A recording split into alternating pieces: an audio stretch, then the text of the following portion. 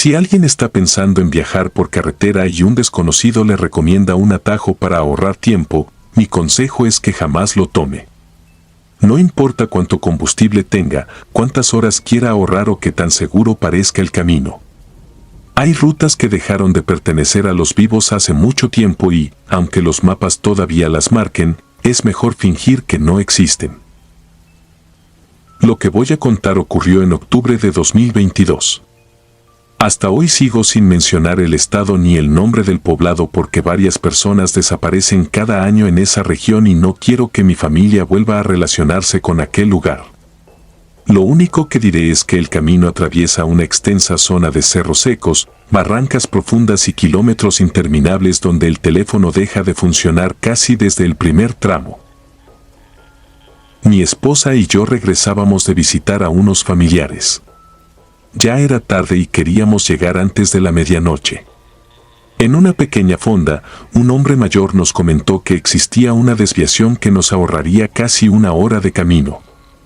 Lo dijo con tanta naturalidad que nunca sospechamos nada. Incluso dibujó el recorrido sobre una servilleta. Ahora pienso que jamás levantó la vista mientras hablaba. Cuando entramos a la desviación todavía quedaba algo de luz. El camino era estrecho, cubierto de grava y rodeado por árboles retorcidos que parecían secos desde hacía décadas. Conforme avanzábamos, el paisaje comenzó a cambiar. No había aves, insectos, ganado ni una sola vivienda. Era un silencio tan profundo que incluso el ruido del motor parecía apagarse. Mi esposa fue la primera en notarlo. ¿No se te hace raro que ni los grillos se escuchen? No respondí, porque era cierto. Era un silencio imposible. Después de casi 40 minutos vimos algo que me hizo reducir la velocidad. Cruces. Decenas de cruces de madera clavadas a la orilla del camino. Algunas tenían flores completamente secas. Otras llevaban fotografías tan desgastadas por el sol que ya era imposible distinguir los rostros. Varias estaban rotas, como si alguien hubiera intentado arrancarlas del suelo. Pensé que se trataba de accidentes carreteros. Hasta que descubrí que muchas no tenían nombres. Solo fechas. Y casi todas correspondían a personas jóvenes. Seguimos avanzando. El cielo terminó de oscurecer y una neblina comenzó a bajar lentamente desde los cerros. No era una niebla normal. Era tan espesa que absorbía la luz de los faros. Sentía que manejaba dentro de una habitación cerrada. Entonces ocurrió. Una muchacha salió caminando desde la oscuridad. No corriendo. No gritando. Simplemente apareció frente al automóvil. Vestía un pantalón de mezclilla roto y una sudadera demasiado grande para su cuerpo. Caminaba descalza. Su cabello cubría completamente su rostro y llevaba los brazos pegados al pecho, como si tuviera mucho frío. Al detenernos, levantó lentamente la cabeza. Nunca olvidaré esa expresión. No era la mirada de alguien que pedía ayuda.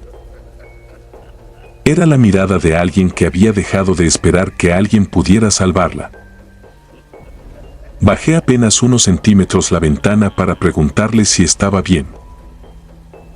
Ella abrió la boca. No salió ninguna palabra. Solo un sonido parecido a un suspiro largo. Después señaló hacia el monte. En ese momento escuchamos motores. Muchos. Como si varias camionetas avanzaran entre los árboles. Mi esposa me gritó que arrancara. Volteé apenas un segundo hacia donde ella señalaba.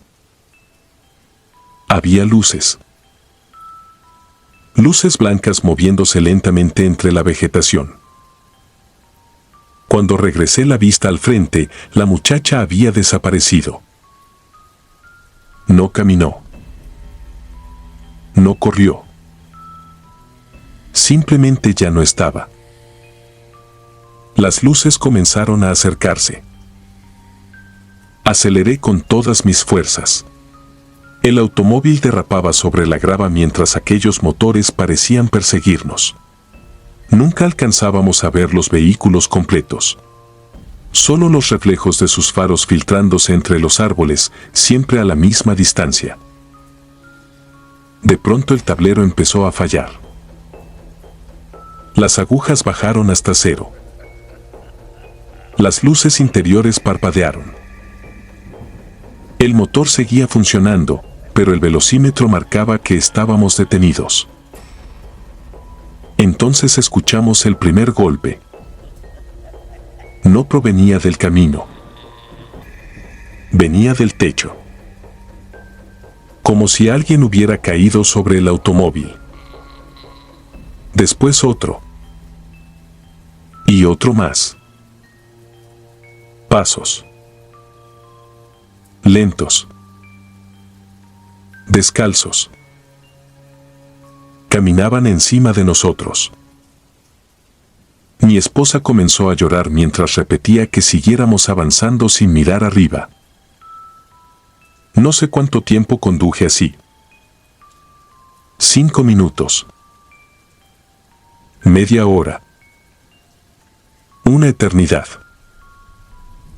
De repente los golpes cesaron. Los motores también. Y la neblina desapareció como si alguien hubiera abierto una puerta invisible.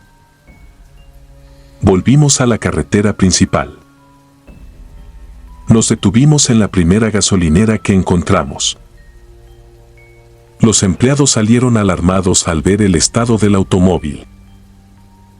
La pintura del techo estaba completamente rayada. No eran ramas. Eran marcas de manos. Cientos de manos. Pequeñas. Grandes. Algunas tan diminutas que parecían de niñas. Todas orientadas hacia la parte trasera del vehículo, como si algo hubiera intentado sujetarse mientras escapábamos.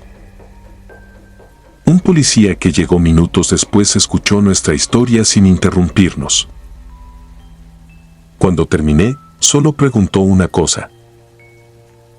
¿Vieron a una muchacha sola? Sentí un vacío en el estómago. Asentí. El hombre bajó la cabeza. Nos dijo que desde hacía años desaparecían mujeres en aquella zona. Muchas jamás eran encontradas. Los pocos restos localizados aparecían enterrados entre los cerros o en pozos abandonados. Varias familias aseguraban que antes de desaparecer habían sido vistas por última vez caminando cerca de esa desviación. Luego nos dijo algo que jamás olvidaré. Los que trabajan buscando cuerpos dicen que algunas noches ellas siguen intentando detener los carros, pero nunca para pedir ayuda. Guardó silencio unos segundos antes de terminar. Intentan evitar que ustedes entren. Pensé que aquello era lo peor. Me equivoqué. Al llegar a casa lavé el automóvil. Las marcas desaparecieron. Creí que todo había terminado. 3 días después encontré tierra debajo de los asientos. No era polvo. Era tierra húmeda. Con un olor insoportable a descomposición. Mientras la retiraba descubrí algo atrapado entre los rieles del asiento del copiloto. Era una fotografía. Vieja. Manchada de barro. En ella aparecían 4 muchachas sonriendo frente a un automóvil durante unas vacaciones. Solo reconocí a una. La misma joven que vimos aquella noche. Detrás de la fotografía había una fecha escrita con tinta casi borrada y una frase hecha con letra temblorosa. No fuimos las últimas. Han pasado casi 4 años. Nunca volví a recorrer esa carretera. Nunca regresé a aquella región. Pero algunas madrugadas despierto sobresaltado porque escucho pasos caminando lentamente sobre el techo de mi casa. Descalzos. Arrastrando los pies. Y antes de que el silencio vuelva a cubrirlo todo, una voz de mujer susurra junto a mi ventana algo que me hiela la sangre. Todavía siguen llegando.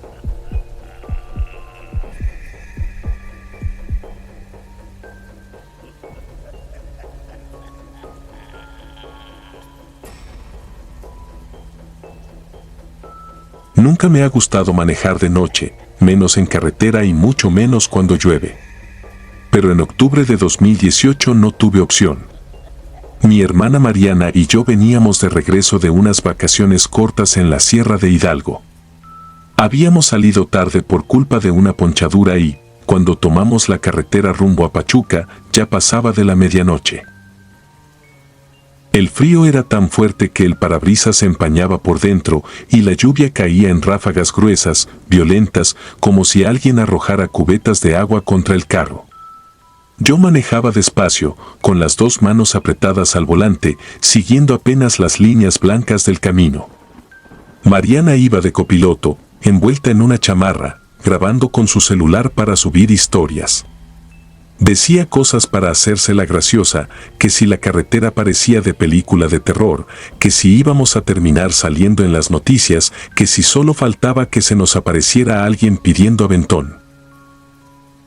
No pasaron ni 5 minutos cuando dejó de hablar. Al principio pensé que se había quedado sin señal o que el celular se le había trabado, pero luego la escuché decir mi nombre con una voz que no le conocía. Rodrigo, ¿hay alguien ahí? Le dije que no empezara, que no estaba para bromas. Pero ella no respondió. Solo levantó el dedo y señaló hacia el frente. Entre la cortina de lluvia, justo donde las luces del carro alcanzaban a tocar el asfalto, distinguí una silueta parada a la orilla del camino. Era una mujer joven, delgada, con pantalón de mezclilla y una blusa clara pegada al cuerpo por el agua. Tenía el cabello negro sobre la cara y una mano levantada, como pidiendo que nos detuviéramos. Mi primer impulso fue seguir de largo. No por mala persona, sino porque algo en esa escena no cuadraba. No había casa cerca, no había gasolinera, no había otro vehículo detenido. Solo monte, lluvia y esa mujer inmóvil, esperando como si supiera que nosotros íbamos a pasar. Mariana me pidió que parara. Yo le dije que no, que podía ser una trampa, que era peligroso. Pero ella insistió, casi llorando, diciéndome que si fuera ella, también quisiera que alguien la ayudara. Terminé orillándome unos metros adelante. La mujer caminó hacia nosotros sin correr, sin cubrirse de la lluvia. Mariana bajó un poco la ventana y le preguntó si necesitaba ayuda. La desconocida se inclinó apenas. Tenía la piel demasiado pálida, pero no parecía muerta ni desfigurada. Parecía una persona agotada. Dijo que su coche se había salido de la carretera y que necesitaba llegar al pueblo más cercano. Su voz sonó baja, seca, como si hablara desde un cuarto cerrado. Mariana, sin consultarme, abrió los seguros. La mujer subió atrás. En cuanto cerró la puerta, el interior del carro se enfrió de una manera absurda. El aire acondicionado estaba apagado, pero mi aliento empezó a verse frente a mí. Arranqué sin decir nada. Mariana intentó hacerle conversación, le preguntó su nombre, si estaba herida, si quería llamar a alguien. La mujer no contestaba. Solo miraba por la ventana, con las manos sobre las piernas. Yo la observaba por el retrovisor y cada vez que lo hacía sentía un hueco en el estómago, porque su rostro no se reflejaba completo. Veía el asiento, veía su cabello mojado, pero su cara parecía borrosa, como empañada. A los 15 minutos, la lluvia disminuyó. Entonces escuchamos 3 golpes secos en la cajuela. Mariana se quedó helada. Yo pensé que algo se había soltado por el camino, pero la mujer habló por primera vez desde que subió. Ya viene. No pregunté quién. No pude. En ese momento, un tráiler apareció de frente invadiendo nuestro carril. Venía rebasando en curva, con las luces altas encendidas. Giré el volante con todas mis fuerzas. El carro patinó, salimos medio metro hacia la grava y estuvimos a punto de caer por un desnivel. Mariana gritó. Yo logré controlar el vehículo de milagro. Cuando pude respirar, miré al retrovisor. El asiento trasero estaba vacío. Frené de golpe. Mariana volteó y empezó a decir que no, que era imposible, que la mujer no había abierto la puerta, que no había forma de que hubiera bajado con el carro en movimiento. Salimos bajo la llovizna con la lámpara del celular. No había nadie. Ni huellas, ni coche accidentado, ni rastro de la mujer. Entonces Mariana recordó el video. Lo abrió con las manos temblando. Ahí se veía la carretera, la lluvia, mi voz diciéndole que dejara de grabar. Se veía el momento en que nos orillamos. Se escuchaba a Mariana preguntar, ¿necesitas ayuda? Pero en la pantalla no había nadie. La puerta trasera se abría sola. El asiento se hundía lentamente, como si alguien se sentara, aunque no se veía ningún cuerpo. Y después, justo antes del frenón, se escuchaban los golpes en la cajuela. 3 golpes. Llegamos a casa casi al amanecer. Mis padres no nos creyeron, hasta que mi papá vio el video completo y se puso blanco. No por la puerta abriéndose sola, sino por algo que nosotros no habíamos notado. En el último segundo, cuando el celular cayó al piso del carro, la cámara apuntó hacia el asiento trasero. Por un instante se vio reflejada en el vidrio una mujer sentada detrás de mí, sonriendo, con la cara partida por un golpe brutal. Pero no estaba sola. A su lado, pegada a la ventana, había otra silueta oscura, enorme, inclinada hacia Mariana, como oliéndole el cabello. Días después investigamos accidentes en esa carretera. Encontramos una nota de 2011, una joven murió en el kilómetro 109 cuando un tráiler invadió su carril. Viajaba con su hermana. La menor sobrevivió unas horas, atrapada en el asiento del copiloto, diciendo que alguien las había llamado desde la cajuela antes del choque. Desde esa noche, Mariana no volvió a ser la misma. A veces despierta llorando y dice que sueña con una carretera mojada, con una mujer pidiéndole que abra la puerta. Yo vendí ese carro. Pero antes de entregarlo, revisé la cajuela por última vez. Por dentro, en el metal, había 3 marcas hundidas, como golpes dados desde adentro. Y debajo de la alfombra encontré algo que todavía conservo, aunque no sé por qué, un arete viejo, lleno de óxido, igual al que llevaba la mujer en el video. Solo que en el video, ella nunca apareció. Suscribirte y darle like ayuda mucho a este canal. Si ya has escuchado mi contenido antes, te ha gustado y estás disfrutando lo que escuchas en este sector, te agradeceré que presiones el botón de suscribirse. Sin más interrupciones, continuamos.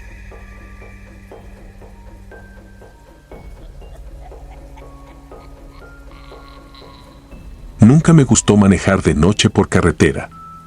Menos en los tramos solos de Zacatecas, donde la señal se muere, las luces desaparecen y uno empieza a escuchar su propia respiración como si viniera de otra persona.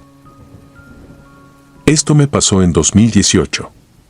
Yo vivía en Aguascalientes por trabajo, pero mi padre estaba enfermo en un rancho cerca de Fresnillo. Esa tarde me llamó mi hermana llorando. Me dijo que papá había empeorado y que preguntaba por mí. No lo pensé. Salí después de las 8, cansado, con un termo de café y esa ansiedad fría que se mete en el pecho cuando uno presiente que algo va a salir mal. A mitad del camino me detuve en una gasolinera vieja, de esas que tienen más sombra que luz. Compré café, pan dulce y una botella de agua. Cuando regresaba al carro, un hombre salió de entre los contenedores de basura. Estaba sucio, con una cobija encima de los hombros y los ojos demasiado despiertos para alguien que parecía vivir en la calle. Me dijo, casi sin mover la boca: si lo ves, no bajes el vidrio. Yo pensé que quería dinero. Saqué unas monedas, pero él me agarró la muñeca con una fuerza horrible. No es un niño. Aunque llore, aunque te diga que tiene frío, no lo mires a la cara. Señaló la carretera por donde yo debía seguir. Su dedo temblaba. Me solté molesto, nervioso más que asustado. El hombre se quedó viéndome como si ya supiera lo que iba a pasar. Arranqué pensando que estaba loco, pero durante varios kilómetros no pude quitarme de la cabeza sus palabras. La carretera se volvió más oscura después del último poblado. No había casas, ni tráileres, ni luces, solo el monte bajo a los lados y la línea amarilla partiéndose bajo mis faros. Entonces vi algo blanco junto al acotamiento. Era un niño. Estaba parado descalzo, con una camisa grande, empapada como si hubiera salido de un canal. Tendría unos 7 años. Tenía la mano levantada. No se movía. No parpadeaba. Sentí que el estómago se me apretaba. Recordé al hombre de la gasolinera y pisé el freno sin querer. El carro bajó la velocidad. El niño inclinó un poco la cabeza, como si hubiera escuchado mi duda. Seguí de largo. Cuando pasé junto a él, cometí el error de mirarlo por el espejo lateral. Su cara ya no era de niño. Tenía la boca abierta en una sonrisa demasiado grande y los ojos eran 2 manchas negras, hondas, furiosas. No corría detrás de mí. Flotaba a unos centímetros del suelo, pegado a la orilla del camino, avanzando al mismo ritmo que mi carro. Aceleré hasta que el motor chilló. El radio se encendió solo. Entre estática, escuché una voz infantil diciendo mi nombre. Primero suave. Luego más cerca. Ábreme. Miré el asiento trasero por el retrovisor y casi choqué. El niño estaba sentado ahí. Tenía las manos sobre las rodillas, mojando la tapicería. Olía a tierra húmeda y perro muerto. No volteé. No grité. Solo manejé con las manos tiesas, sintiendo que si lo miraba de frente, algo dentro de mí se iba a romper. Entonces habló con la voz de mi padre. Hijo, ya llegaste tarde. El celular vibró. Era mi hermana. Contesté con el altavoz, sin despegar la vista del camino. Ella lloraba. Me dijo que papá había muerto hacía 10 minutos. En ese instante el niño se rió detrás de mí, bajito, satisfecho. Llegué al rancho antes del amanecer, sin saber cómo. Cuando abrí la puerta del carro, el asiento trasero estaba vacío, pero había huellas pequeñas de lodo marcadas sobre la alfombra. Mi hermana pensó que estaba en shock por la muerte de mi padre. Nunca le conté todo. Al día siguiente, de regreso y con la luz del sol encima, me detuve en la misma gasolinera. Pregunté por el hombre de la cobija. El encargado se quedó serio. Me dijo que se llamaba Eusebio, que vivía ahí desde hacía años, pero que esa misma madrugada lo habían encontrado muerto en una brecha, con la boca llena de tierra y los ojos reventados, como si hubiera visto algo imposible. Antes de irme, el encargado me enseñó algo en su celular. Era una foto vieja, tomada por la policía años atrás. Un niño había muerto atropellado en esa carretera en 1996. Nadie reclamó el cuerpo. Sentí que la sangre se me bajó a los pies. El niño de la foto no era el que yo había visto. Era Eusebio cuando era pequeño. Desde entonces no manejo de noche. Pero a veces, cuando llueve, mi carro huele a humedad, aunque esté seco. Y en el espejo retrovisor aparece una mancha pequeña en el asiento trasero, como la silueta de alguien sentado esperando. Lo peor es que hace 3 semanas mi sobrino de 6 años subió a mi coche y me preguntó, muy tranquilo, quién era el niño que siempre iba conmigo. No quise voltear. Porque desde el asiento trasero alguien respiró despacio, pegado a mi oído, y susurró. Ahora sí me viste.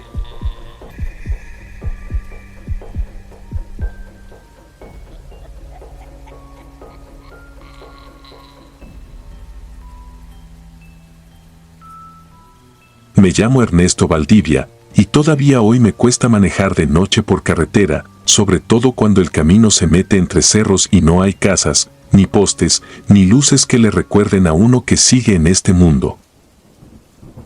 Esto nos pasó en noviembre de 2019, cuando mi esposa, mi hija de 15 años y yo viajábamos hacia un rancho cerca de Badiraguato, Sinaloa, para asistir al velorio de un tío.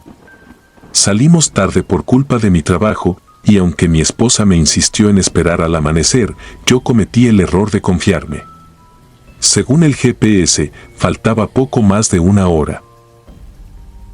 La carretera era angosta, llena de curvas cerradas, y a los lados solo se levantaban los cerros negros, enormes, como si estuvieran inclinándose sobre nosotros. Mi hija iba atrás con los audífonos puestos, viendo videos en su celular. Mi esposa, en cambio, iba muy callada, mirando hacia la ventana. Fue ella quien lo vio primero. No voltees, me dijo en voz baja, pero algo viene arriba del cerro. Pensé que era un sopilote, quizá una lona atorada por el viento, cualquier cosa menos lo que vi después. Alcancé a levantar la vista apenas un segundo, y ahí estaba, una silueta enorme, demasiado grande para ser un ave, suspendida sobre la sierra. No volaba como pájaro. Parecía colgar del cielo, moviéndose lentamente, con algo parecido a brazos largos pegados al cuerpo. Mi hija se quitó los audífonos y se pegó al vidrio. Papá, eso tiene forma de persona. Sentí un frío horrible en la nuca. Le ordené que se sentara bien, pero ella ya estaba grabando. En la pantalla del teléfono solo se veía oscuridad, curvas, reflejos del parabrisas, pero afuera, con nuestros propios ojos, aquello seguía ahí. Entonces la cosa descendió. No cayó rápido. Bajó despacio, como si estuviera eligiendo dónde pararse. Mi esposa empezó a rezar, primero murmurando, luego con una voz quebrada que apenas podía salirle. Yo pisé un poco más el acelerador, pero la carretera se volvió más traicionera. Las curvas parecían repetirse. Pasamos 3 veces por una misma señal oxidada que decía, peligro, derrumbes. La tercera vez, mi hija empezó a llorar. No habíamos avanzado nada. El GPS marcaba que faltaban 58 minutos, luego 1 hora con 10, luego perdió señal. En ese momento, algo golpeó el techo del carro. No fue una rama. Fue un golpe seco, pesado, como si alguien hubiera caído de rodillas encima de nosotros. Mi esposa gritó, pero yo no frené. Sentí que si detenía el carro, nos íbamos a quedar ahí para siempre. Otro golpe sonó sobre la lámina, luego un arrastre lento, como uñas raspando desde atrás hacia el parabrisas. No vi su cara completa. Solo vi, por el reflejo del vidrio, 2 manos negras, larguísimas, apoyándose sobre el borde del techo. Los dedos eran delgados, deformes, y terminaban en puntas. Mi hija se agachó en el asiento trasero y empezó a decir que alguien le estaba respirando junto al oído. Mi esposa, pálida, sacó un rosario de su bolsa y lo apretó contra el tablero. En cuanto lo hizo, una luz roja apareció en medio del camino, más adelante, flotando a unos metros del suelo. Parecía una brasa enorme, latiendo en la oscuridad. Yo frené de golpe. Frente a nosotros había un barranco. La carretera simplemente terminaba. Si hubiera seguido manejando 10 metros más, nos habríamos ido directo al vacío. La luz roja se apagó. Y entonces escuchamos la voz de mi hija, pero no venía del asiento trasero. Venía de afuera, desde el fondo del barranco. Papá, ayúdame. Mi hija estaba dentro del carro, temblando, con la boca tapada con ambas manos. La voz de afuera volvió a repetir lo mismo, imitándola perfecto, con el mismo tono, con el mismo llanto. No sé cómo logré echarme de reversa sin caer. No sé cómo encontré una brecha de tierra a un costado. Solo recuerdo a mi esposa rezando sin parar, a mi hija sollozando, y a esa cosa caminando detrás del coche, no corriendo, no apurándose, como si supiera que tarde o temprano íbamos a regresar a ella. Llegamos al rancho casi al amanecer. Nadie se sorprendió cuando contamos lo ocurrido. Un hombre mayor solo preguntó si habíamos escuchado una voz conocida desde el monte. Cuando dijimos que sí, bajó la mirada y nos dijo que esa cosa no se aparece para asustar, sino para aprender. No entendí hasta semanas después. Mi hija dejó de hablar dormida con su propia voz. A veces, de madrugada, desde su cuarto, escucho mi voz llamándome por mi nombre. Y lo peor es que, cuando entro, ella está profundamente dormida. Pero la ventana siempre está abierta.